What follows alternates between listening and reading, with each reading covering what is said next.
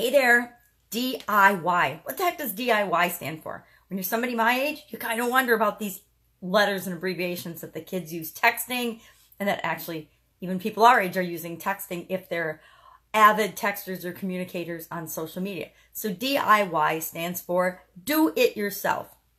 What is, my question, Sharon Horne-Ellstrom here, but you can call me Pajama Grandma. My question today for you is, what is one thing that you tend to do yourself that you would absolutely love to have somebody else do for you? What is one thing in your life that you wish or that you would outsource if you thought that you could?